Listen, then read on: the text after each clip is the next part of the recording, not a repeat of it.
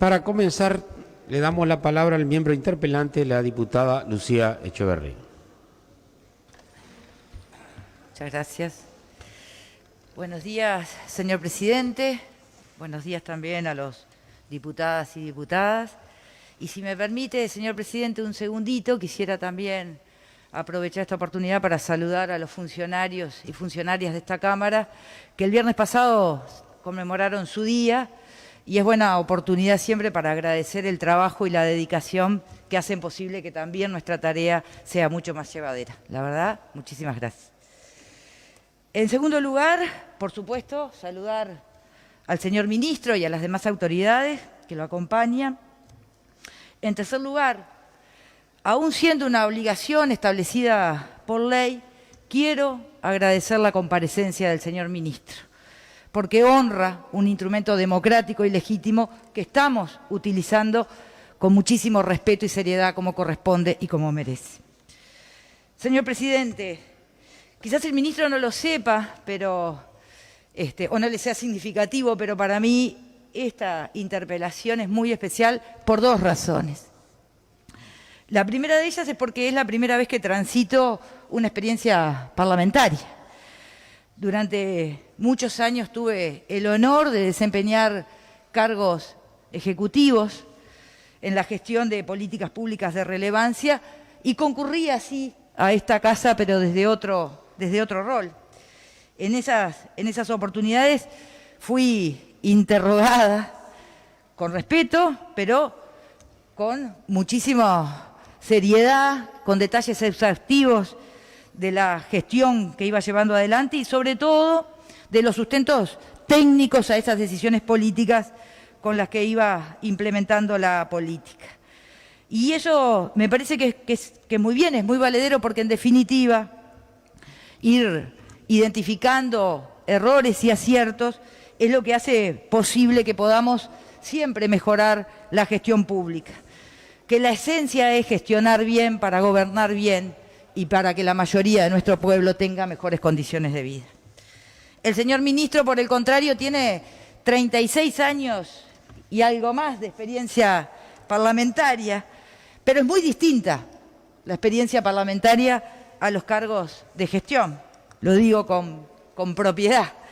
Los tiempos de estudio de cada tema, los tiempos de debate de cada tema, el meditar las valoraciones, dimensionar las causas y consecuencias de cada uno de los temas que uno enfrenta, no son los que caracterizan ni pueden llevarse adelante en las responsabilidades de gestión. En la gestión uno tiene que tomar decisiones minuto a minuto.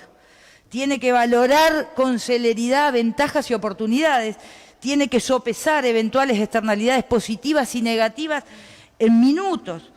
Y tiene que medir las situaciones con mucha cautela, pero con mucha agilidad, para asumir siempre, en cada instante, la responsabilidad de decidir, de liderar cada proceso, cada acción programática que se desencadena, cada proceso administrativo, sin dilaciones, pero sabiendo si, cuándo, qué y a quiénes delegar.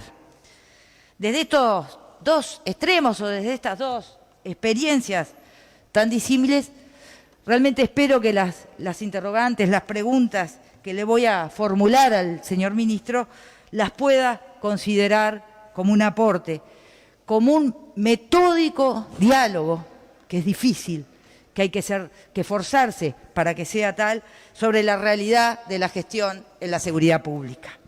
Y que nuestras experiencias tan distintas puedan complementarse, sabiendo sin duda que cuando uno asume las responsabilidades ejecutivas o legislativas, sabiendo o no, uno es responsable de esos cargos. Decía que esta interpelación era especial por dos motivos, y el segundo motivo o la segunda razón es por el tema del que se trata, la seguridad pública. Esta es una de las dimensiones más importantes de la vida en sociedad, en la construcción del bienestar social. Tiene efectos inmediatos en lo económico, en lo cultural, en lo social y, por supuesto, también en lo político. Por eso estamos acá, justamente por la importancia que tiene, por la relevancia que hace a la vida de nuestra sociedad y a la salud de nuestra República. La seguridad pública en nuestro país ha estado asentada institucionalmente sobre el Ministerio del Interior. Este ministerio que ha sido tan relevante desde principios del siglo XX. Hace unas semanas atrás, leyendo un libro que ha publicado recientemente el historiador Gerardo Caetano, El liberalismo conservador, justamente marcaba la importancia del ministro del Interior, ese ministro de gobierno que era prácticamente primer ministro y eventualmente sucesor en las posibles elecciones presidenciales. Sin embargo, me parece que hay un interesante derrotero de aquella realidad de prestigio, de espaldarazo político a quien tenía el honor de esa designación, a una cartera desde hace un tiempo tan esquiva que quien la asume tiene sobre sí los ojos de todo el sistema político, de todos los ciudadanos y ciudadanas, de los comerciantes, de los policías, de los privados de libertad, de toda la sociedad en su conjunto, porque es el responsable primero de los avatares de la convivencia y de la tranquilidad. De aquella honra a esta brasa caliente, como ha dicho el ministro en alguna entrevista hace un par de semanas atrás. La seguridad en nuestro país ha tenido o ha primado, no siempre, pero ha tenido un énfasis en una concepción cada vez más punitiva, más sancionatoria. Al reclamo de mayor seguridad de la población, el sistema político le ha dado una y otra vez casi que la misma respuesta. Más tipos de delito, más tiempo de las penas existentes y más encierro. Creo que hoy estamos frente a estas interrogantes y demandas en la necesidad de modificar las respuestas y también potenciar otras miradas y otras dimensiones que se han ido introduciendo a lo largo de las últimas décadas con mayor timidez o más ajustadas a los avatares de las restricciones presupuestales, como son miradas más que nada de carácter social, cultural. La seguridad pública y la seguridad ciudadana son relatos de la misma necesidad humana de convivir con apego a las normas de convivencia, que resguarden los ámbitos de relacionamiento, tanto privados como públicos, con integridad en lo cultural, en lo material, en lo simbólico y en lo personal.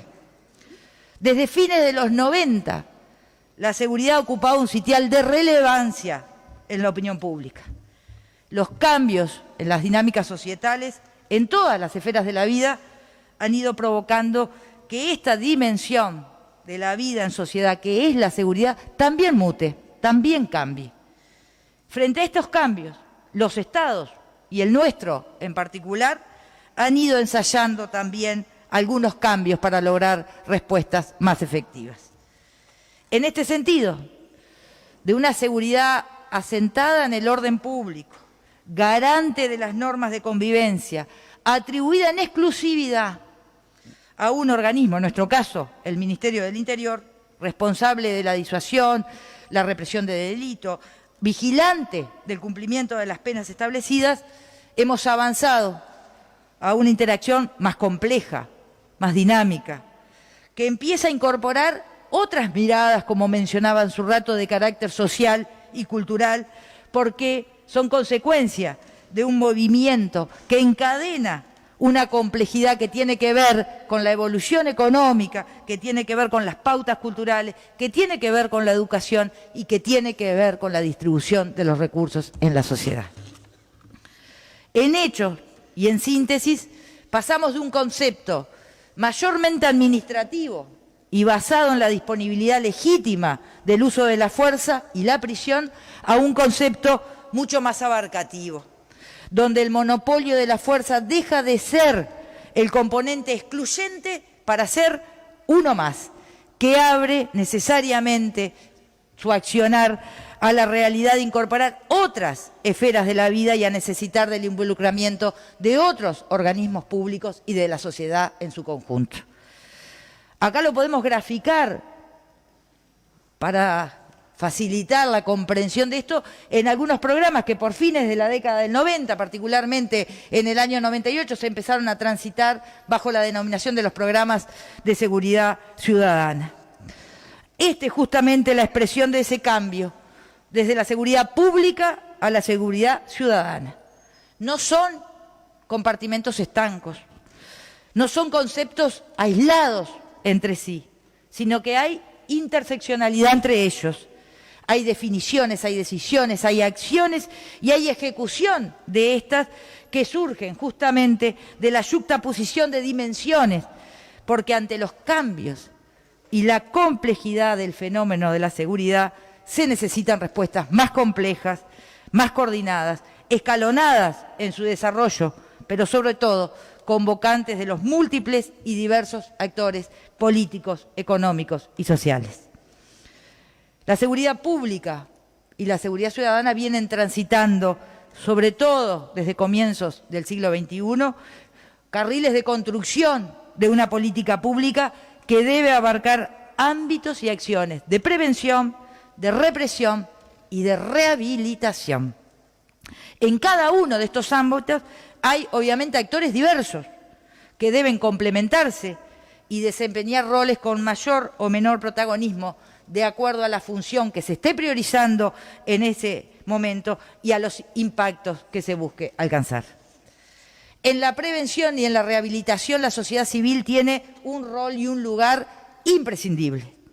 Hay actores públicos y privados que tienen capacidades y condiciones para coadyuvar, para promover la ejecución de actos y de acciones concretas para que sean medidas tangibles que permitan avanzar hacia los objetivos de la prevención y de la rehabilitación. En esta perspectiva de la seguridad, desde este enfoque de la seguridad ciudadana, la participación de la sociedad civil en sus más diversas expresiones, conjuntamente con el Estado, es de vital importancia. La identidad de la seguridad ciudadana es construir oportunidades para quienes están bajo condiciones o determinantes socioeconómicas de mayor riesgo, por no tener lo mínimo para la correcta satisfacción de sus necesidades básicas. Por lo cual, la génesis de su accionar está en la prevención, mientras que simultáneamente el aparato represivo, el organismo que detenta la fuerza, desarrolla otras habilidades tendientes a disminuir los índices de inseguridad, a trabajar también con mayor cercanía a la comunidad porque incorpora y es parte de algunos de los dispositivos de prevención. Pero, por tanto, en su accionar también incide en la confianza que la gente deposita y expresa hacia la institución policial. Esto no significa que debilita su función represiva, sino que por el contrario, superando el enfoque convencional de la seguridad desde una perspectiva de derechos humanos, afianza su función, su prestigio y la tarea efectivamente de disminuir los delitos y por ende la delincuencia.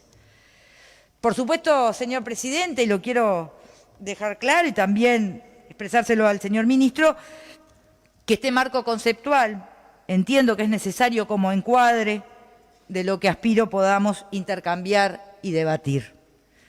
No excluye, por supuesto, que no hay linealidad en lo dicho ni en la vida, pero creo que es oportuno dejar explícito que siempre que hay una tensión entre estos dos enfoques de seguridad pública y de seguridad ciudadana, es necesario construir equilibrios. El tema medular de esa tensión, para que pueda mantenerse el equilibrio, es que en determinadas coyunturas se puede inclinar hacia un lado o hacia otro los roles de estos actores que estábamos mencionando. Pero siempre hay que tener como rumbo la construcción de ese equilibrio. La sociedad está en permanente cambio. La política debe tener presente esta dinámica de cambio de modo de poder adecuar sus objetivos y necesidades para satisfacer lo que le demanda la sociedad.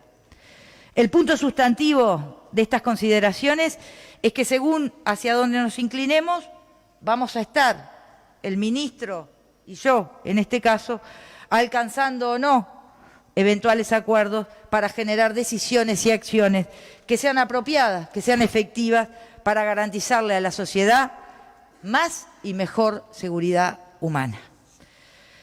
En esto último, señor presidente, yo creo que sin duda podemos estar de acuerdo el señor ministro y yo. El tema es cómo y desde qué paradigma. Poder cumplir con más y mejor seguridad humana, poder aumentar la confianza en la institucionalidad garante del orden público y de la convivencia se asienta sobre diversas acciones y actores. Algunas de estas acciones están contenidas en la moción por la cual realizamos esta convocatoria. Las garantías en los procedimientos policiales, la observancia de los derechos humanos como sociedad en aras de determinar las penas a quienes hayan cometido delito, la rehabilitación y la reinserción social de quienes privados de libertad deben resarcir a la sociedad, pero deben volver a ella con mínimas condiciones objetivas para no reincidir. Y de los actores, entre otros, vamos a mencionar a los operadores del sistema de justicia, a la Policía Nacional, al Poder Ejecutivo y, en este caso, al señor ministro, como responsable, decisor y gestor de la política de seguridad pública.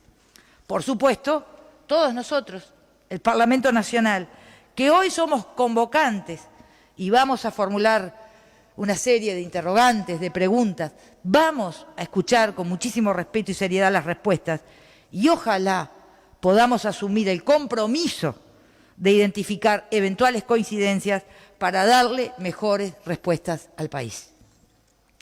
Lo primero que quisiera abordar es el rol protagónico, el rol determinante en los resultados que alcance o no el Ministerio del Interior, ese rol decisor que marca la dirección de la institucionalidad y que también es el responsable de transmitirle certezas a la sociedad toda.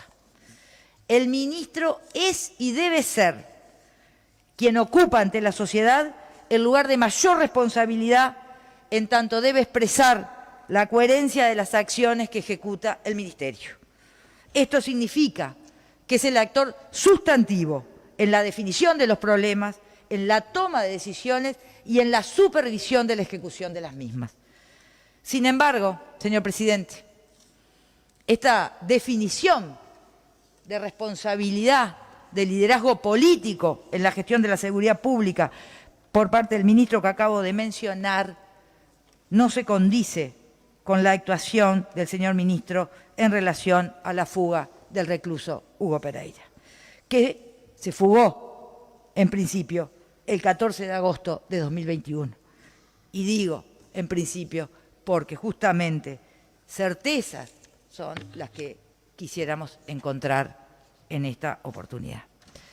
Lejos de este rol o de la definición, la caracterización de este rol que he hecho hace minutos, ha sido la actuación del señor ministro. Y con todo respeto, creo que fue errática e improvisada. Y acá le voy a pedir, señor presidente, un poco de flexibilidad y de tolerancia si en algunos momentos me dirijo al señor ministro para poder ser más clara en la cronología de los hechos que voy a relatar. El 23 de agosto, el diario El País publica, y cito literalmente: peligroso narco de Colonia fugó del Concar. La policía lo busca. El cabecilla de un grupo criminal había sido atrapado tras meses de trabajo y hoy logró fugarse del centro penitenciario con más población del Uruguay. Cuando uno se adentra en esa nota, lee con cierta sorpresa, y voy a también citar literalmente, que dice: hace casi 10 días que no se sabe dónde está. Y más adelante, la misma nota dice: la policía está buscando intensamente al delincuente y las autoridades del Instituto Nacional de Rehabilitación están investigando cómo el delincuente logró huir de la prisión. 2 días después de darse a conocer esta fuga por la prensa, el 25 de agosto, en una rueda de prensa, el señor ministro declaró y nos dijo a todos nosotros y a la sociedad que, cito, es preocupante, va a haber sumarios dentro de la unidad 4. No puede salir un narcotraficante a pie de la cárcel. Vamos a ver cómo fue. No sabemos quiénes son los que colaboraron con eso. Se disfrazó y salió caminando. Hay sospechas de que pudo haber habido ayuda. Al otro día de estas declaraciones, el 26 de agosto, en 18 de julio y Gaboto, 18 de julio y Gaboto, centro de la ciudad de Montevideo, en un operativo que revolucionó toda esa zona y a la opinión pública, fue recapturado. Ese mismo día, 26 de agosto, a las 22:32, en su cuenta de Twitter, el señor ministro comunicaba en persona que, y cito, cerramos la jornada con la noticia de que en un gran trabajo de la policía y con la colaboración del pueblo uruguayo, logramos capturar a quien días atrás se había fugado del CONCAR. 20 horas después de esta comunicación, el señor ministro, nuevamente en su cuenta de Twitter, nos informa, cito, luego de tomarle declaración a la persona privada de libertad recapturada anoche, este dijo que su fuga se dio por el alambrado perimetral detrás de los módulos 6 y 8.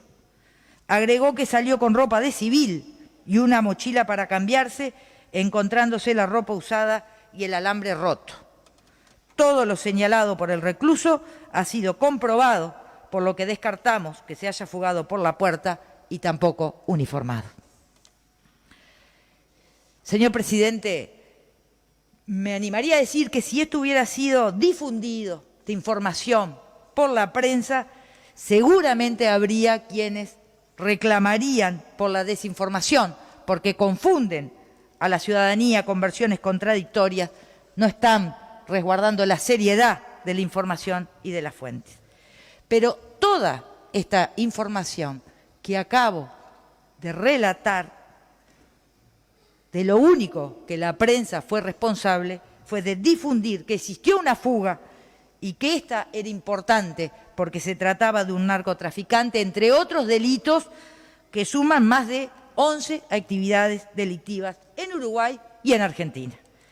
El resto de la información, y me refiero a estas versiones contradictorias entre sí, fueron todas comunicadas por el señor ministro. Entonces, señor presidente, me surgen algunas interrogantes que espero se puedan responder en el transcurso de esta interpelación. Y quiero hacer dos aclaraciones previas, señor presidente. Bajo ningún punto de vista yo responsabilizo al señor ministro de la fuga en sí. Por supuesto que el señor ministro no está parado en la puerta de ningún centro de reclusión mirando a un lado mientras se van por detrás. Lo responsabilizo, sí, de lo que debe ser el orden institucional para instrumentar la política pública de seguridad. Y no encuentro que exista otra forma de ser responsable político sin hacerse cargo de los problemas y también de las soluciones. Voy a entrar, señor presidente, a los efectos de facilitar lo que voy a plantear al señor ministro de más autoridades y a los colegas de la Cámara, por capítulos, una serie de interrogantes. Primero, sobre la comunicación pública de la fuga.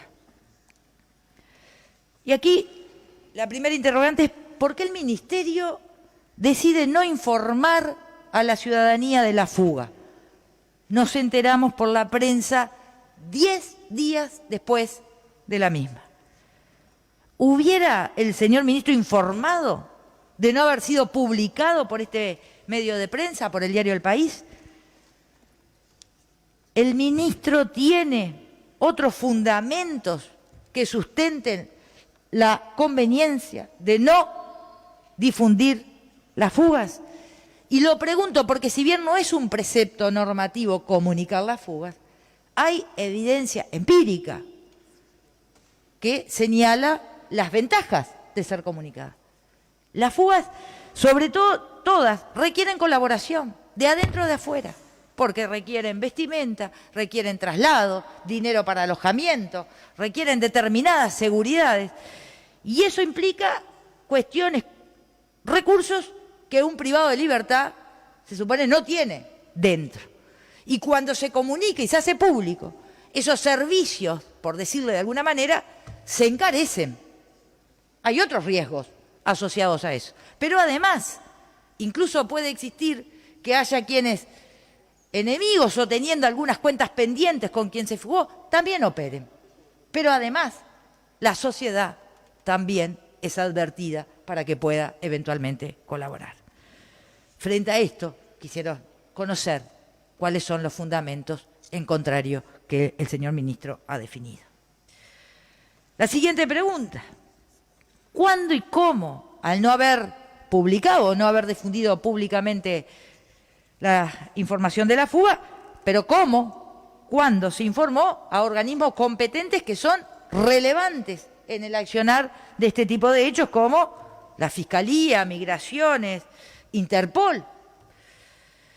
Quisiéramos también preguntar si han habido procedimientos administrativos o medidas cautelares en relación a estas fugas. ¿Cuál ha sido el resultado de esos procedimientos administrativos? Quisiéramos saber también cuántas fugas se registraron en el 2020. ¿Qué medidas concretas de mejora de la vigilancia para evitar estas situaciones ha tomado o ha indicado el señor ministro en los centros de reclusión? Segundo capítulo vinculado a las primeras explicaciones públicas del ministro sobre la fuga. Quisiéramos saber cuándo exactamente, quién y por qué medio le informó de la fuga al señor ministro ante un manejo de versiones tan distintas. El ministro decía el 25 de agosto en rueda de prensa, como mencionábamos, que va a haber sumarios dentro del centro de reclusión. Quisiéramos preguntar qué resoluciones adoptó en tal sentido, quién, en qué fecha y en qué expedientes se tramitan. El ministro dio dos explicaciones totalmente diferentes sobre el mismo hecho en 48 horas. Pero además, a 10 días de que el hecho había sucedido. Se fugó disfrazado de operador penitenciario y por la puerta, se fugó vestido de civil, cortando el alambrado y cambiándose de ropa. 10 días, señor presidente, dispuso el señor ministro. En esos 10 días, ¿no se verificaron las cámaras de vigilancia del centro? En esos 10 días, ¿no se hizo un relevamiento exhaustivo del cercado perimetral? En 10 días, ¿no hubo una comunicación entre los ministros, el ministro del Interior y el ministro de Defensa? Señor presidente, ¿conoce el señor ministro las instrucciones de servicio del Ministerio de Defensa para el cabal cumplimiento de la vigilancia perimetral de los centros de reclusión? ¿Sabe el señor ministro a quién y cómo, con qué medio informan los funcionarios del Ministerio de Defensa sobre eventuales anomalías en el cercado perimetral? ¿Qué dicen los registros e informes del Ministerio de Defensa respecto del estado de los alambrados perimetrales al momento posterior a este hecho? ¿El señor ministro sabe qué está registrado en el libro de incidencias de la Guardia Penitenciaria respecto de estos módulos? ¿El señor ministro sabe cuántas personas privadas de libertad están alojadas en el módulo donde estaba alojado este recluso? ¿Cuántos funcionarios policiales y penitenciarios están asignados a la vigilancia, al trabajo de seguimiento y de monitoreo de este módulo, tanto en el día como en la noche?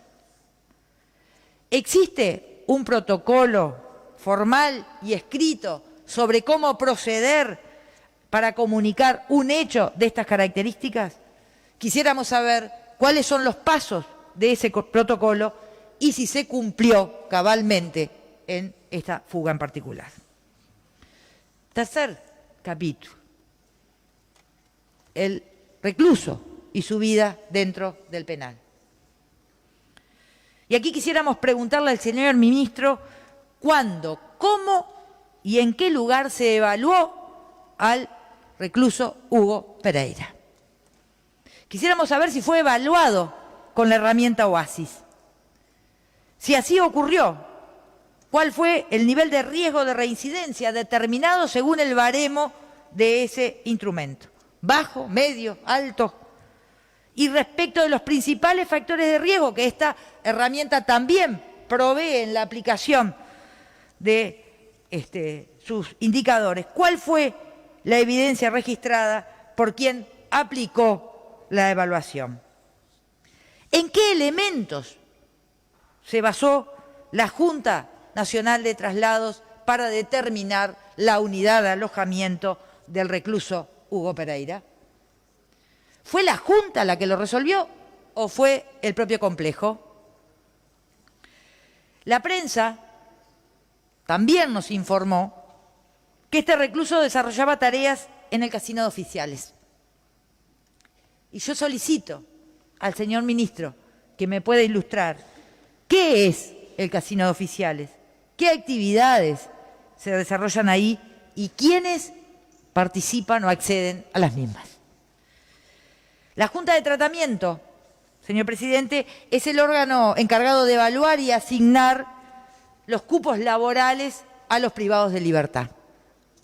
En este caso, preguntamos al señor ministro cuándo llegó la solicitud a la Junta sobre este recluso. ¿Quiénes integraron la Junta que resolvió la asignación de este trabajo, de esta comisión al recluso Hugo Pereira? Quisiéramos saber si la solicitud fue acompañada de un informe técnico y si así fuera, cuáles fueron los criterios pedagógicos, los criterios psicotécnicos para que se le asignara un trabajo de estas características. ¿Cómo una persona que está alojada en un módulo de media seguridad, pero cuya definición establece circulación restringida, se le asigna una comisión que parecería de mucha confianza, como es aparentemente el casino de oficiales? Quisiéramos saber, y le preguntamos al señor ministro, ¿cuántos privados de libertad desarrollan tareas en el casino de oficiales junto al recluso Hugo Pereira? Quisiéramos saber si estas tareas se dividen en turnos para poder comprender de cuántas horas, cuántos privados de libertad lo hacen en forma simultánea y en qué turno particularmente cumplía este trabajo el recluso Hugo Pereira. Y quisiera consultarle al señor ministro, señor presidente, si considera que esta tarea, este trabajo, era adecuado, oportuno y pertinente para este recluso en particular.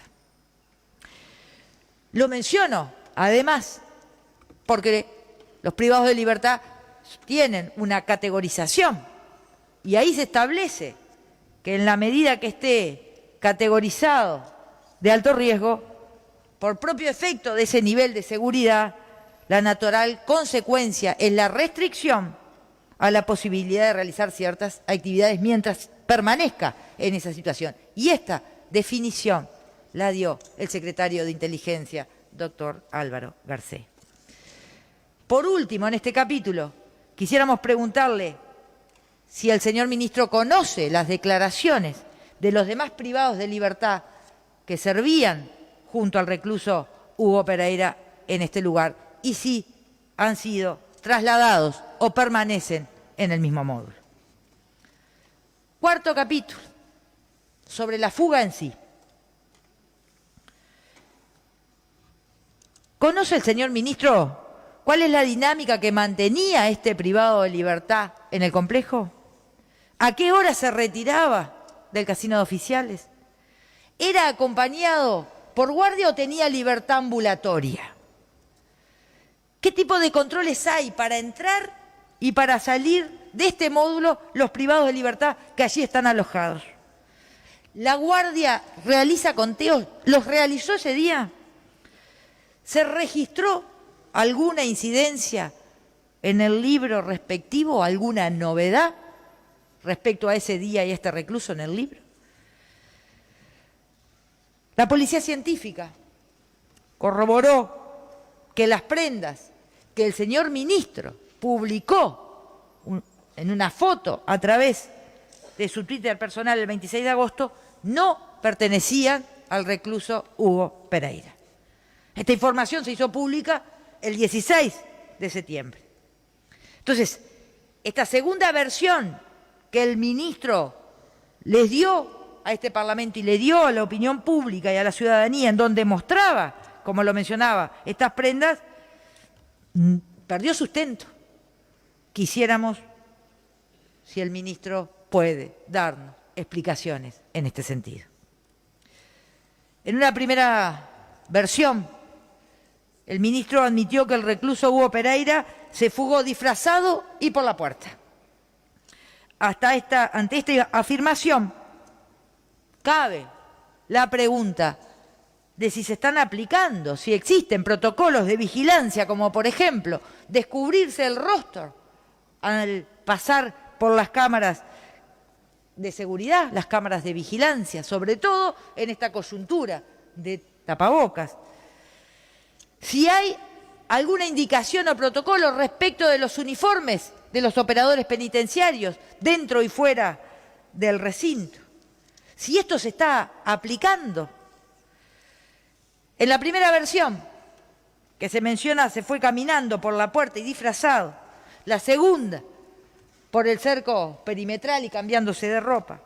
En estas versiones tan diferentes, tan contrapuestas, la pregunta es, y eventualmente, los vehículos que ingresan y salen del centro de reclusión, ¿tienen también un protocolo de revisación?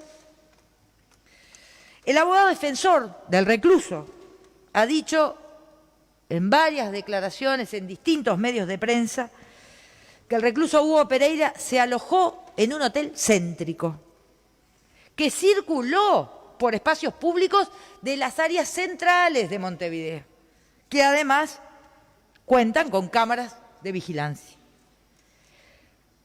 La verdad, señor presidente, son conductas extremadamente naturales para alguien que se sabe buscado, digamos, ¿no? Por lo cual consultamos, ¿dónde lo buscó la policía? ¿Se pudo constatar que se alojó en hoteles con su nombre real, tal como lo han declarado? ¿Se investigó eventuales colaboraciones en su fuga y durante los días que estuvo prófugo? Estas cámaras de vigilancia que están en la ciudad, ¿tienen recursos humanos suficientes para efectivamente cumplir con la función de estos dispositivos? Tanto el abogado del recluso, señor presidente, como su esposa han dicho a la prensa que se había fugado en búsqueda de atención médica por una insuficiencia cardíaca. Ante esto, le preguntamos al señor ministro, ¿qué dice la historia clínica del recluso Hugo Pereira? ¿Es cierto que en 4 oportunidades tuvo pase para ir al cardiólogo y no lo llevaron? Luego de su captura, ¿tuvo revisación médica por un especialista para constatar dicha afección o no? ¿Actualmente recibe algún tratamiento médico especial? Quisiéramos saber con certeza en qué unidad está recluido, cuáles son las condiciones de seguridad que se han implementado ahora. Señor presidente, aquí estaría cerrando las interrogantes, por lo menos en un primer momento, respecto del primer punto de la moción aprobada. Quisiera referirme ahora al segundo punto, que está vinculado con la situación del sistema penitenciario. El 12 de septiembre, ante estos hechos y las contradicciones sucesivas que venía exponiendo como explicaciones de estas fallas, errores, o veremos cómo definirlas posteriormente, de su cartera, el ministro dio una larga entrevista en el programa de Canal 12, Desayunos Informales, y allí declaró, y voy a citarlo textualmente: yo no sé de cárceles, soy un hombre político. Y está bien, está muy bien. Es un cargo político. Y supo ser, como lo mencionábamos hace mucho tiempo, uno de los más relevantes para la proyección de quien lo desempeñara. También es un dato de la realidad que todos los cargos políticos pueden y deben tener y contar con asesores, quienes les puedan apoyar, respaldar y acompañar en las decisiones que debe tomar, que sean idóneos, que tengan experiencia a cabalidad, que le brinden el soporte técnico para las decisiones políticas en la responsabilidad de liderar, en este caso, la seguridad pública. Mucho más cuando se dice no tengo conocimiento del tema. Las buenas decisiones, señor presidente, se toman a partir de buena información.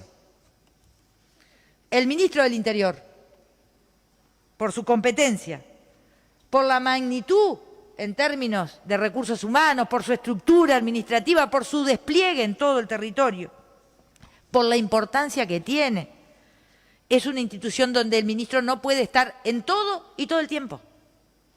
Por eso es imprescindible que el señor ministro cuente con asesores de su plena confianza, que lo informen, que le brinden la mejor información para la toma de decisiones.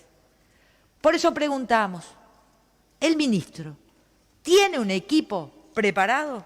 ¿Tiene un equipo con la idoneidad técnica, la experiencia y la formación especializada que requieren las áreas que involucran la responsabilidad de la cartera del Ministerio del Interior? Señor presidente, ¿son los mejores como comprometieron al país durante tanto tiempo?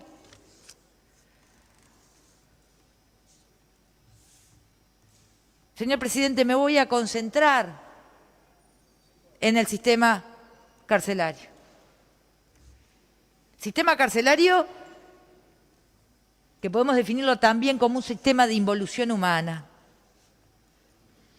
El ministro tiene hoy, bajo su responsabilidad, un sistema penitenciario con 26 unidades de reclusión hasta el momento, con 10.205 plazas, más de 4.300 funcionarios aproximadamente, de los cuales 1.200 y algo son civiles, y a junio del año 2021, a junio de este año, tenía 13.711 personas privadas de libertad. Señor presidente, el ministro dijo, como lo hemos mencionado hace un rato, que no sabe de cárceles, pero sí sabe, y mucho, créame, de presupuesto.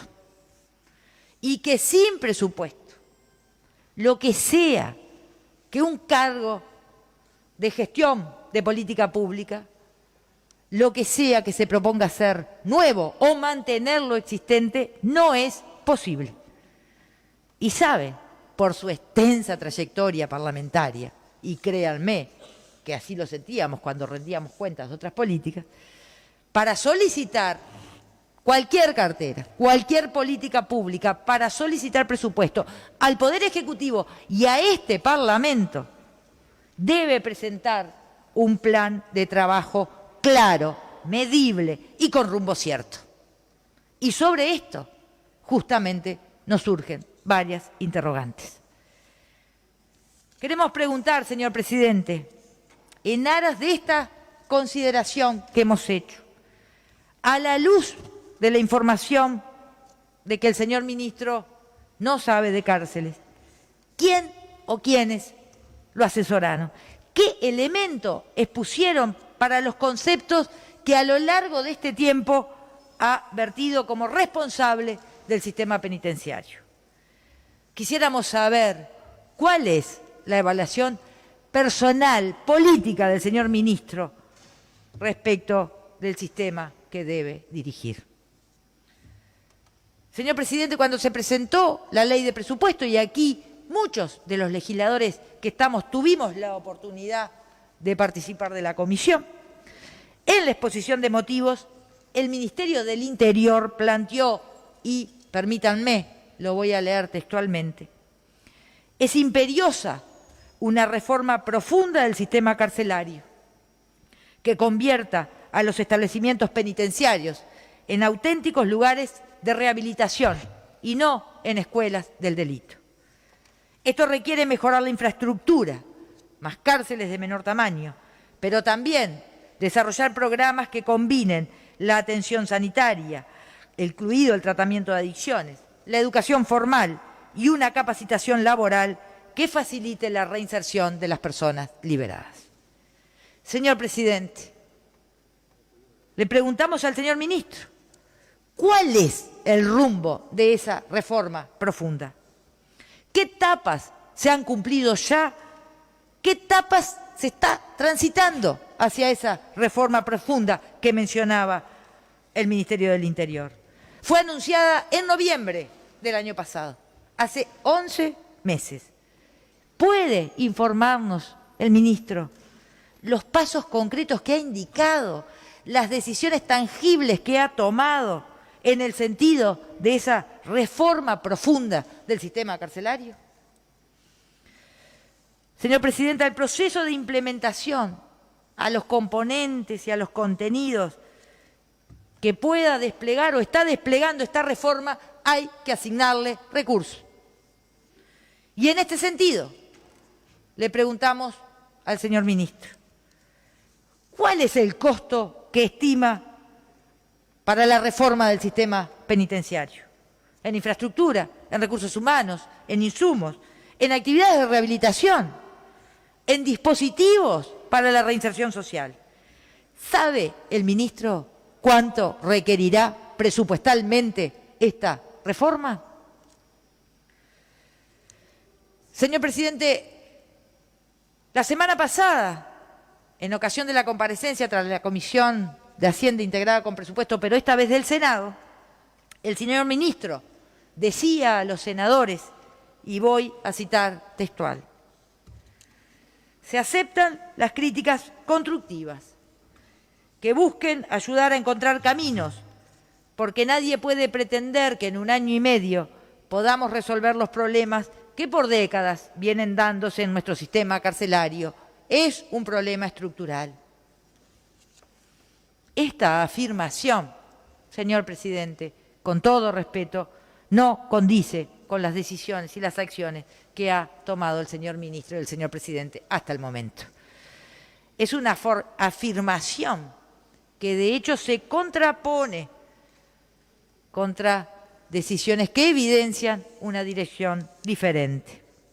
De hecho, esto se puede constatar al leer exhaustivamente el informe del año 2020 del Comisionado Parlamentario para el Sistema Penitenciario, actor relevante y asesor de esta Cámara. Voy a citar algunas evidencias de este informe 2020 del Comisionado Penitenciario.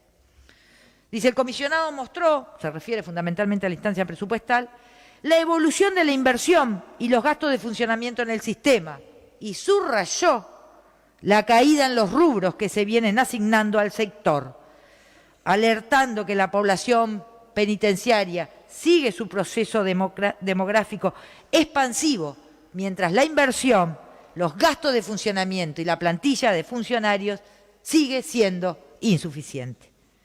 Pero además, yo de esa afirmación que el ministro planteaba sobre que es un problema estructural, quiero hacer dos énfasis distintos. Uno de ellos es que si es un problema estructural, debe necesariamente convocar a todo el sistema político para ser partícipe de acuerdos que permitan encontrar y diseñar soluciones. Sin embargo, el argumento o este reconocimiento inmediatamente se transforma en una especie de escudo para justificar que no hay recursos.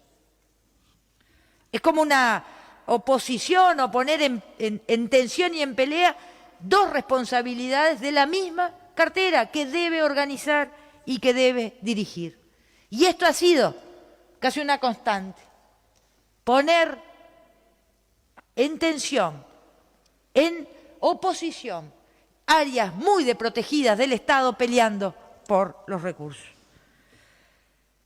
Lo otro que me parece importante enfatizar de este reconocimiento de que se está ante un problema estructural, pero que creo muestra después en el accionar una contradicción, es que si en lo conceptual y en la práctica así lo piensa el señor ministro, no se puede o no es compatible con actitudes y valoraciones refundacionales como hemos escuchado a lo largo de este tiempo.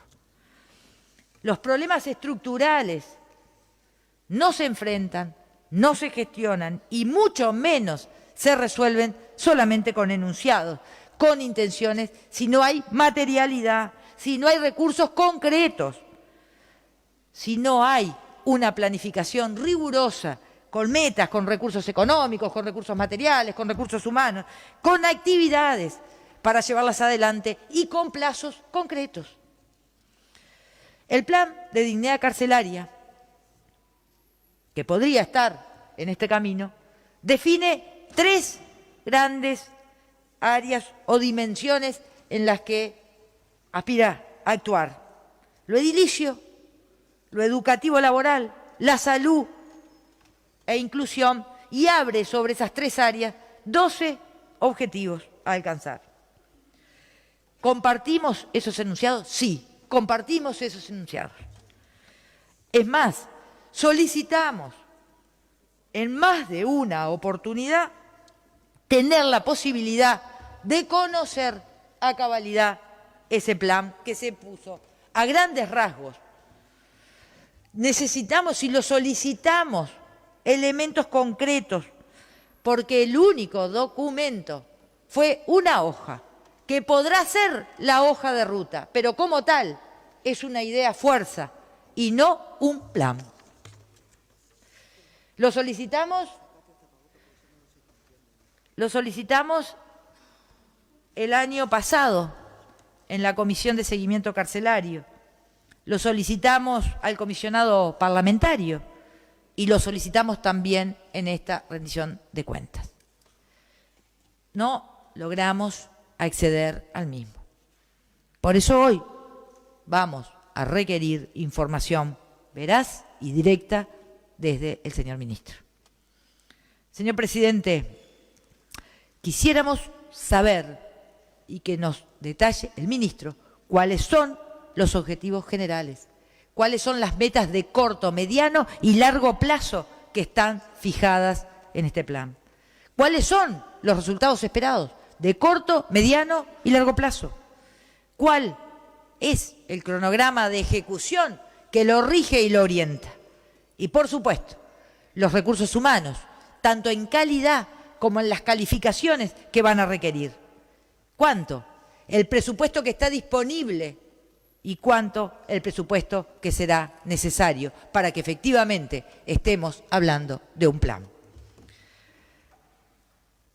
Voy a repetir, señor presidente, para que quede meridianamente claro que compartimos totalmente las áreas enunciadas. Están muy bien, pero no tienen sentido, o mejor dicho, su sentido parece una expresión de deseos, una idea fuerza, como mencionábamos hace un ratito, pero no tiene, si no hay recursos, si no hay metas concretas, plazos y metodología, pareciera voluntad política real de hacer. La política pública de ejecución penal, señor presidente, requiere un conjunto mínimo de contenidos que se desprenden de la ley 18.719 que creó justamente el Instituto Nacional de Rehabilitación. No es un invento de mi parte lo que estoy planteando como interrogantes. En el artículo 211 de la ley mencionada, establece los cometidos del Instituto Nacional de Rehabilitación. Y allí dice, y voy a citarlos, primero, la organización y gestión de las diferentes instituciones penitenciarias establecidas o a establecerse en el país. Segundo, la rehabilitación de los procesados y los penados. Tercero, la administración de las medidas sustitutivas a la privación de libertad. Y para esto, el Instituto Nacional de Rehabilitación necesita un plan estratégico, un plan que oriente su rumbo para que pueda cumplir con estos cometidos, un plan que marque la racionalización de los recursos, un plan que sustente las actividades sobre la información, el análisis de información confiable, que convoque, además, a la participación de distintos actores públicos y privados, sí, también a la sociedad civil, que tenga, sin duda, el soporte de una institucionalidad profesional y calificada. Señor presidente, en aras de estas definiciones, que están contenidas en la norma en donde fundamos nuestras preguntas, quisiéramos conocer el plan de dignidad carcelaria, componente relevante, en principio, de esa reforma profunda, pero solamente anunciado. En virtud de eso, vamos a preguntar, ¿el plan de dignidad carcelaria tiene el respaldo de una planificación con metas, indicadores, plazos y recursos con el objetivo de que este Parlamento pueda hacer el seguimiento de su implementación como nos corresponde y debata, además, para la obtención de recursos? ¿Cuál es la definición de plazas adecuadas que maneja hoy el Ministerio del Interior? ¿Con cuántas cuenta actualmente? ¿Cuántas se entiende que serán necesarias en este quinquenio acorde a lo que suponemos están proyectando? En el informe 2020 del comisionado parlamentario se da cuenta, específicamente en la página 66, que en abril de 2020 el Ministerio del Interior realizó una revisión a la baja de las plazas en casi todas las unidades, pasando de 11.834 plazas a 10.241. Quisiéramos saber cuáles fueron los criterios técnicos para esta reducción. Adicionalmente, el director de Seguridad y Convivencia informó en el Parlamento que las plazas recibidas al 1 de marzo del 2020 eran 10.100, nueva cifra. Y voy a citar textual. Las plazas, en principio, son para 10.100 personas privadas de libertad en todo el país. Dice el director de Seguridad y Convivencia, el sistema penitenciario no está hecho para 10.100, sino para mucho menos. Esta realidad se describe en el informe del 2020 del comisionado parlamentario y voy a citar textualmente. La densidad promedio se situaría en el entorno del 105% con las cifras del 2019. Revisadas las mismas, el hacinamiento crítico se alcanzó en junio del 2020 y siguió aumentando hasta llegar en diciembre del 2020 al 127%. Al 30 de junio de este año 2021, la densidad ha llegado al 134%. Señor presidente, le preguntamos al señor ministro, teniendo conocimiento de esta situación, si considera que no hubo previsión o la previsión no fue acertada. El ministro ha dicho una y otra vez, como ejemplo de eficacia de su cartera, que hay aproximadamente 3.000 presos nuevos. Por lo tanto, es pertinente preguntarse si hubo previsión para este resultado, sí, buscado. Señor presidente, el ministro ha dicho que se van a construir, ha dicho públicamente, 6 cárceles o 6 centros de reclusión, algunas cárceles y otros barracones. Preguntamos, ¿cuánto salen estas cárceles? ¿Cuántas plazas efectivamente tendrán? ¿Y cuál será el modelo de gestión de las mismas? Voy a retomar el informe del comisionado parlamentario del año 2020 sobre la situación de las cárceles, porque en su página 68 explicita que en la zona metropolitana la unidad con mayor hacinamiento es la número 4, que es el ExConcar, con 142%. Es la cárcel con mayor cantidad de internos del sistema. En esta unidad número 4 están los módulos 3, 4, 10 y 11, a los cuales el señor ministro se ha referido públicamente como los del horror, y lo compartimos absolutamente. Hace muy pocos días atrás, el periodista Gabriel Pereira hizo pública una situación de extrema gravedad. La verdad que cuesta encontrar palabras para describirla. Inhumana, cruel, degradante, sin duda. Un recluso, rehén de otros reclusos en estos módulos. Ante esta situación del horror, que es emergente del horror del sistema, preguntamos al señor ministro, ¿qué plan de emergencia ha definido para estos módulos mientras no se tengan esas construcciones? Frente a la realidad específica de estos módulos, ¿qué acciones está implementando ya en el corto plazo el Instituto Nacional de Rehabilitación? Quisiéramos preguntar adicionalmente si el señor ministro sabe bajo qué criterios se están clasificando hoy a las personas privadas de libertad. Quisiéramos que el ministro nos informe cuántos primarios hay en la unidad 4 y cuántos en el penal de libertad. El objetivo último y excluyente de la cárcel no es la seguridad, es la rehabilitación, lo dice una y otra vez el comisionado parlamentario. Ante esto, señor presidente, quisiéramos consultar al señor ministro cuál es la política que llevará adelante, cuál es el diseño que entiende más idóneo para la población que hoy está recluida. ¿Cómo pretende, cómo va a organizar las prestaciones a las que el Estado está obligado para garantizar los derechos humanos de las personas privadas de libertad?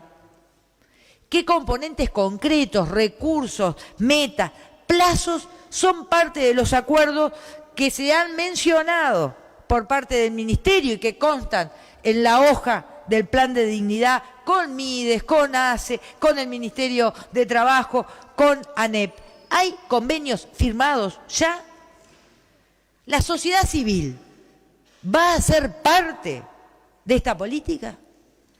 Se ha hecho público, además, que el señor ministro definió que se revisen todos los convenios con organizaciones de la sociedad civil que tienen inserción en los centros de reclusión. Preguntamos, por tanto, señor presidente, al ministro, ¿qué motivó esta decisión? ¿Qué evaluación ha hecho el señor ministro para fundar esta decisión de excluir a la sociedad civil de los centros de reclusión en este contexto y en esta coyuntura tan crítica? ¿Cuáles son los requerimientos y los fundamentos político-técnicos que el señor ministro entiende imprescindibles sean establecidos y cumplidos para habilitar al accionar de organizaciones civiles dentro de los centros de reclusión? Voy a compartir otra conclusión del informe del comisionado penitenciario. Dice en la página 62 describe: en el 2019, el sistema penitenciario presentaba buenas posibilidades de integración social y rehabilitación para el 27% de sus internos. Insuficientes posibilidades de integración social y rehabilitación para el 47% de los internos. Y condiciones de trato cruel, inhumano y degradante para el 26% de los internos.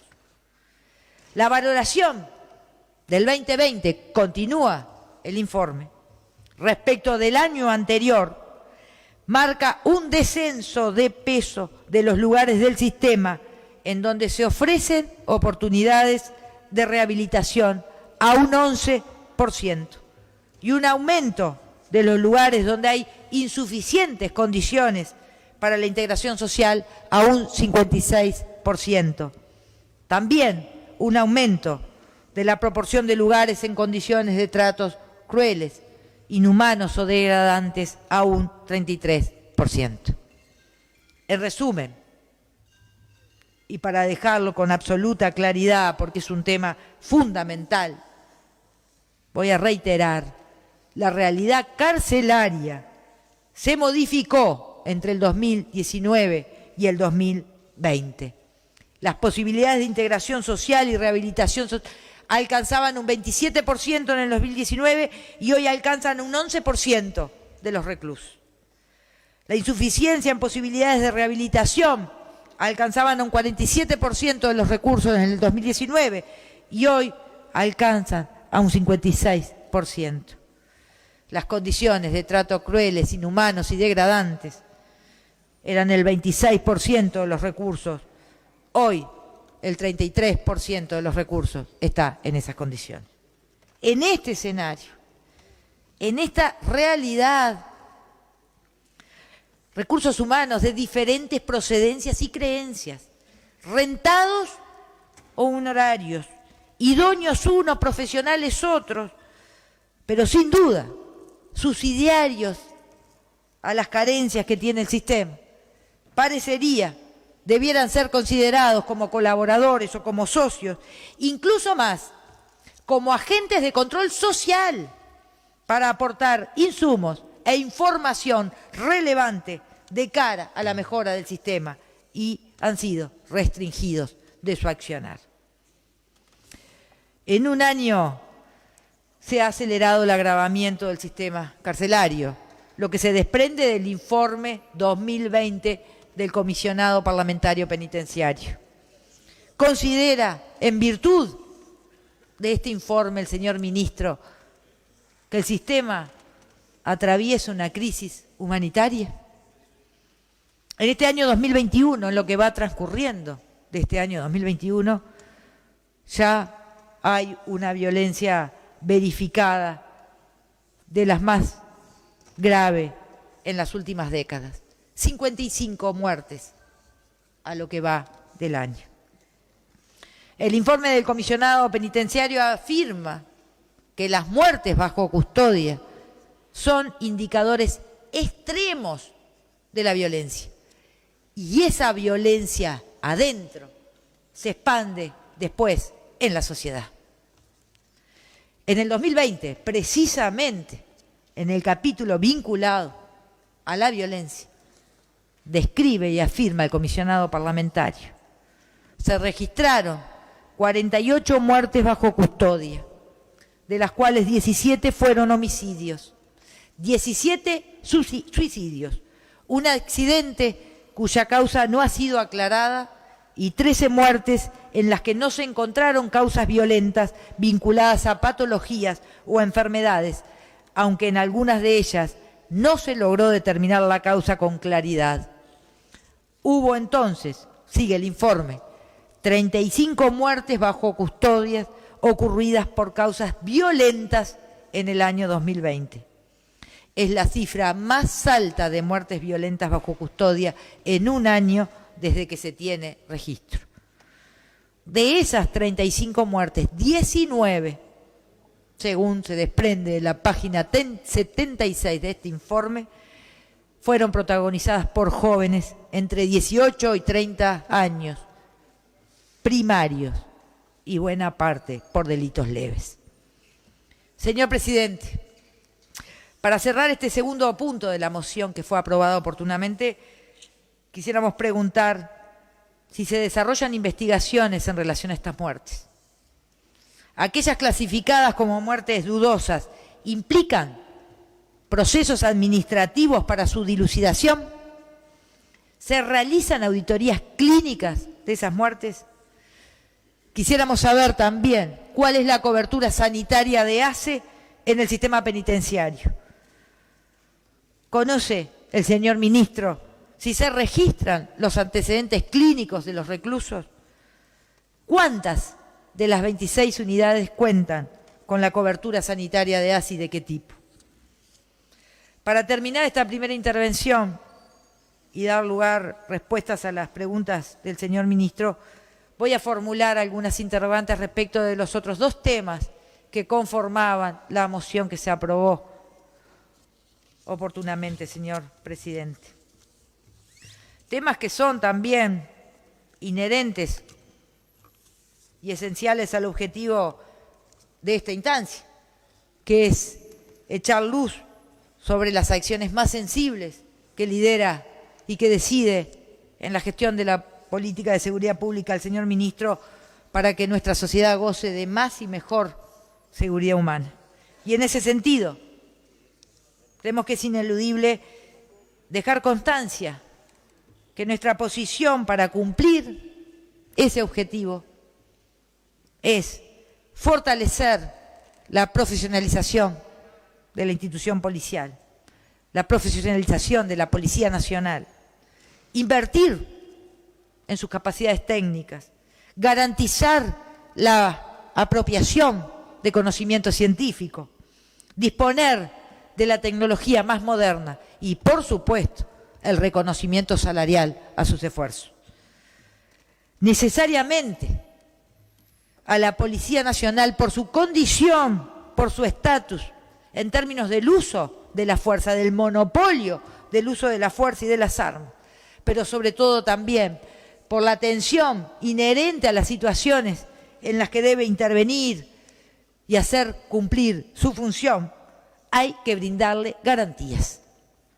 Es un deber ineludible y una obligación del sistema político brindarle esas garantías a la Policía Nacional. Garantías que sustenten y que respalden el correcto accionar apegado a las normas y a los procedimientos que los rigen. A todos los funcionarios policiales, sean estos del rango que sean. Y también garantías a la ciudadanía. En ese relacionamiento y en esa expresión de garantías y de respeto a la ciudadanía es que cobra sentido y vigencia el respeto cotidiano a los derechos humanos en el país. En las últimas semanas, señor presidente, se ha hecho pública una nota que ha presentado la Asociación de Defensores de Oficio a la Suprema Corte, de la que dependen jerárquicamente, en la que dan cuenta de un incremento en la violación de garantías y de derechos ciudadanos en algunas actuaciones llevadas a cabo por funcionarios policiales en el ejercicio de sus funciones. Esas consideraciones son graves, como lo mismo los hechos que relatan. Fueron convocados a la Comisión de Derechos Humanos de esta Cámara el 1 de septiembre y allí informan sobre la situación de la Defensoría y de los hechos que vienen constatando en procedimientos policiales. Adicionalmente a esta situación, en el mes de julio se publicó por parte de la Institución Nacional de Derechos Humanos el informe anual del año 2020 respecto del Mecanismo Nacional de Prevención de la Tortura que tiene asignado como cometido. Y allí alerta, y voy a citar textual, sobre los cambios que introdujo la Ley de Urgente Consideración, en tanto pueden actuar en desmedro de las garantías y aumentar los riesgos de vulneración de derechos y malos tratos en la actuación policial.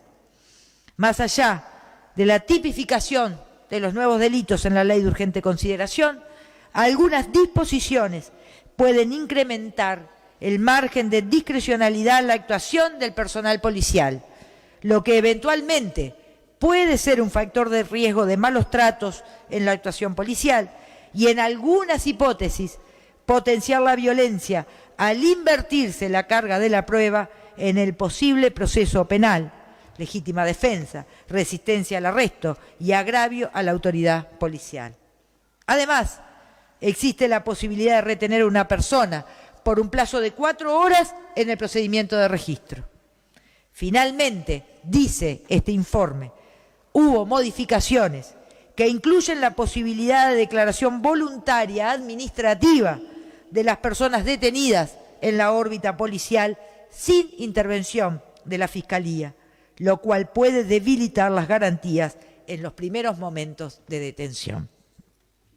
El mecanismo presentó este informe en julio en la Comisión de Derechos Humanos también de nuestra Cámara.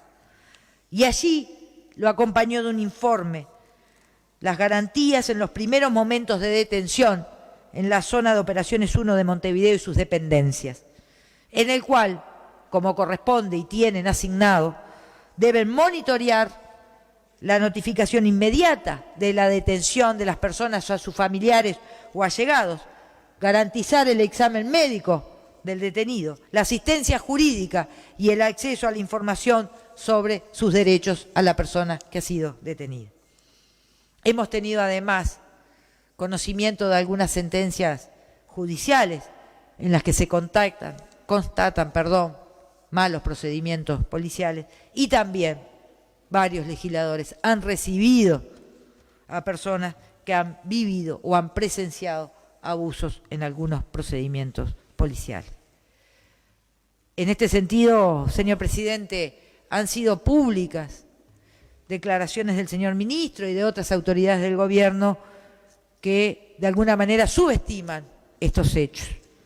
Se afirma que no existen denuncias realizadas, pero esto de alguna manera desconoce que los procesos llevados a cabo por los defensores de oficio deben remitirse al organismo de quien dependen jerárquicamente, que es la Suprema Corte de Justicia. Lo mismo, hemos tomado conocimiento de algunas valoraciones preocupantes respecto del accionar de la Institución Nacional de Derechos Humanos.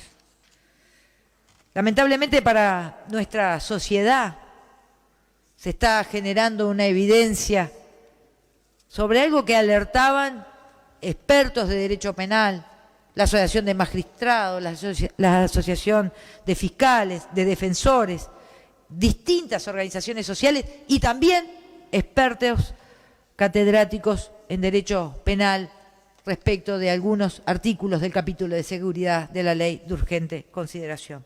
Y en este sentido voy a citar a un catedrático en derecho penal de trayectoria reconocida, que es el doctor Haller, quien en más de una oportunidad ha señalado que el capítulo de seguridad en la Ley de Urgente Consideración tiene un corte más político que técnico. A más de un año de promulgada esta ley, el señor ministro y autoridades del gobierno parece que siguieran tratando este tema más en un tono electoral que de verdadera política pública para disminuir la criminalidad y garantizar más y mejor seguridad humana. Nosotros, como Frente Amplio, tenemos la convicción que hay 33 artículos de ese capítulo de seguridad que estamos promoviendo dentro del próximo referéndum, porque entendemos que van en contra y debilitan garantías individuales y afectan a los derechos humanos en nuestra sociedad, a todos los sectores sociales. No contribuyen a bajar los niveles de criminalidad, no favorecen la mejor convivencia y tampoco mejoran la actuación de la Policía Nacional porque le incremente márgenes de arbitrariedad o de discrecionalidad. En lo personal y nuestra fuerza política, señor presidente, tiene el convencimiento que a la Policía Nacional no se la fortalece exclusivamente con normas legislativas, tampoco con declaraciones públicas solamente de respaldo. La Policía Nacional no necesita un cambio de actitud para actuar bien. Son profesionales de la seguridad, son auxiliares de la justicia, tienen leyes y procedimientos que los rigen, que los amparan y que los orientan. No son un grupo de fútbol al que tenemos que alentar para que ganen. La Policía Nacional, todos y cada uno de los policías son servidores públicos y como tales necesitan de un sistema que funcione armónicamente, que mantenga el mejor relacionamiento entre los distintos actores que intervienen en el tema de la seguridad. Requieren mejorar sus salarios, requieren que se mejore y que se continúe mejorando su profesionalización y su formación. Requieren mejor dotación tecnológica y equipamiento, como ya le hemos dicho. Necesitan también, por supuesto, de autoridades que conozcan la complejidad de la criminalidad y que prioricen la convivencia ciudadana. Por este motivo, señor presidente, vamos también a formular algunas interrogantes al señor ministro. Vamos a solicitar que nos informe de algunas líneas políticas que está llevando adelante su ministerio en este sentido. En virtud de eso, le preguntamos al señor ministro si tiene conocimiento y si puede brindarnos información sobre el seguimiento de sentencias de malos procedimientos policiales que han llevado a la anulación del proceso judicial. ¿Cuántas denuncias por malos tratos o por abuso policial ha recibido o recibió la Dirección de Asuntos Internos? ¿Cuál es la política y los lineamientos que ha definido el señor ministro en esta materia? ¿Cómo se promueven las garantías y la transparencia de la actuación policial? ¿Cuáles son las medidas de monitoreo y de contralor que lleva adelante el Ministerio del Interior sobre los procedimientos policiales? Todas las instituciones del Estado deben garantizar los derechos de las y los ciudadanos, muy especialmente las instituciones que tienen en sus cometidos el uso de la fuerza para reprimir el delito, como estamos en este momento hablando del Ministerio del Interior. ¿Podría informarnos, en virtud de esto, el Ministerio del Interior, el señor ministro, si cambió la currícula de la Escuela Nacional de Policía en cuanto a la formación en derechos humanos? Frente a los artículos que hemos mencionado de la Ley de Urgente Consideración, ¿qué modificaciones se dieron al procedimiento policial y si se modificaron los protocolos de actuación, brindando pautas claras justamente sobre el alcance de estas modificaciones que plantea la Ley de Urgente Consideración? ¿Analizó el Ministerio los posibles efectos de esta ley, de estos artículos en los procedimientos policiales? ¿Cuál fue esa evaluación? Preguntamos también al señor ministro qué medidas indicó para dar curso administrativo a los hechos que ha denunciado la Asociación de Defensores de Oficio sobre el uso excesivo de la fuerza en distintos procedimientos policiales, específicamente en las detenciones y sus momentos posteriores, inspecciones oculares y allanamientos. Son algunos ejemplos de esto: el ingresar a la casa de una familia sin exhibir la orden previamente, producir daños materiales innecesarios en esos bienes o apuntar con armas de fuego a quienes están habitando las fincas. ¿Se informó el señor ministro sobre las denuncias en curso sobre algunos de estos temas? ¿Tiene claro que estos temas no requieren la formalidad de la denuncia, dada que las víctimas están en una relación de total asimetría con la otra parte? Es casi imposible que una persona que está a disposición policial denuncie, porque en la mayoría de los casos no tiene las pruebas, por lo cual se requieren otras metodologías para ir a la veracidad de esos hechos. ¿Podría informarnos el señor ministro cuáles son las medidas que ha adoptado en relación a las recomendaciones que le ha formulado la Institución Nacional de Derechos Humanos en la resolución 843 del año 2020, referida al derecho a la integridad física y al abuso policial? En esta recomendación, el Consejo Directivo de la Institución Nacional de Derechos Humanos, voy a leer textual, dice: hubo actuación ilegítima del Estado que implicó la violación de derechos humanos de las personas afectadas a partir del uso ilegítimo de la fuerza no letal y letal por parte de la Policía Nacional. La institución, además, recomienda, y voy a citar: 1. El inicio de una investigación administrativa para determinar las responsabilidades funcionales. Recomienda, por tanto, a la modificación de la práctica administrativa relativa a la solicitud de identificación en forma genérica e indiscriminada. B. Que se implementen mecanismos tendientes a asegurar que las fuerzas del orden público sigan estrictamente las normas sobre el uso de la fuerza en todo momento. C. La implementación de mecanismos de rendición de cuentas sobre la actuación policial respecto a las intervenciones y afectaciones de derechos de la población, en particular en lo referido a la utilización de munición letal y no letal, allanamientos, prácticas de detención transitoria requiriendo documentación. D. Que se implementen acciones necesarias para que las personas afectadas tengan acceso a un recurso fácil, rápido y efectivo en forma de procedimientos penales, civiles, administrativos o disciplinarios que permita su reparación. E. Que se le brinde protección contra la intimidación y las represalias. Y F. Asistencia legal relacionada con la denuncia de dichos actos. ¿Puede el señor ministro informarnos si se está dando cumplimiento al registro de los controles de identidad? ¿Se han constatado parte de lo expresado por los defensores de oficio sobre situaciones de violencia y de provocaciones de la autoridad policial al momento de llevar adelante algunos procedimientos? Los defensores de oficio plantearon ejemplos concretos. Voy a citarlos.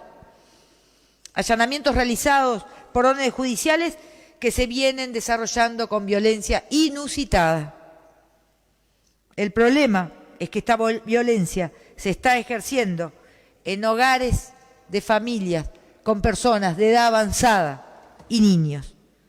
Se pone el ejemplo de un departamento en especial del país en que en horas de la tarde la policía entró a una casa que estaba habitada por dos señoras mayores de 70 años, una niña de 3, que no opusieron resistencia, sin embargo, fue con armas desenfundadas.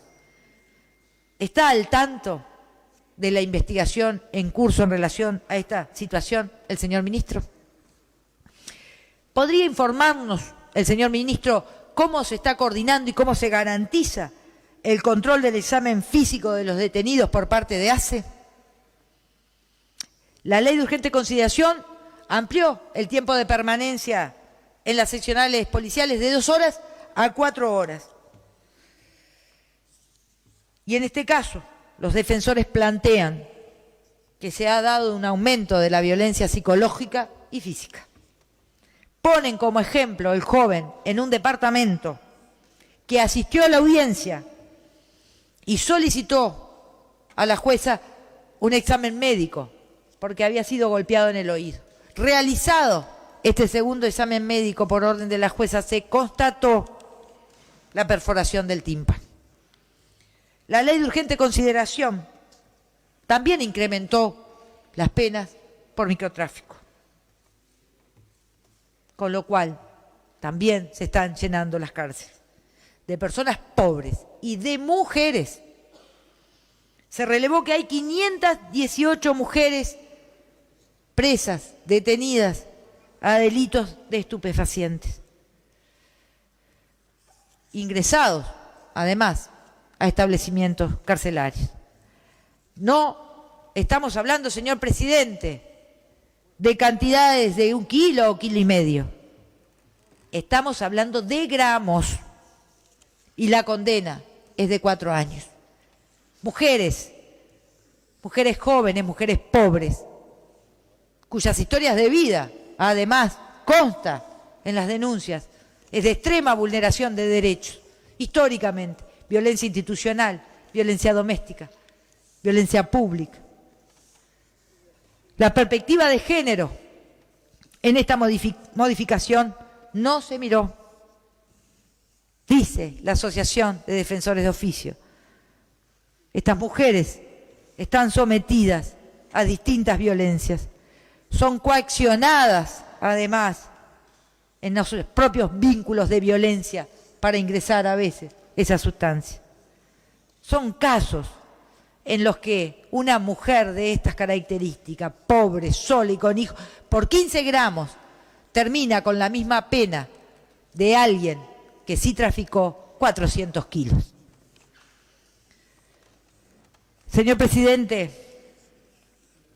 nos alertan además los defensores de oficio que si bien la policía tiene la tecnología para registrar la totalidad del desarrollo de los procedimientos, no se están utilizando las cámaras GoPro. Por lo tanto, carecen de validez. Y esto es un punto relevante en el cual quisiéramos preguntar al señor ministro si se está monitoreando la utilización de los mismos y en el caso que no se realicen y no se utilicen, si se están previendo medidas. Por ahora, señor presidente, y si a usted me lo permite y le parece adecuado, le estaría entregando al señor ministro un listado de las preguntas, de las interrogantes que he formulado, ordenadas debidamente a como fueron planteadas de acuerdo a los ejes temáticos. Muchas gracias. Gracias, señora diputada. Dese cuenta del informe relativo a la integración del cuerpo. La Comisión de Asuntos Internos aconseja a la Cámara aprobar las siguientes resoluciones. Licencias por motivos personales del señor representante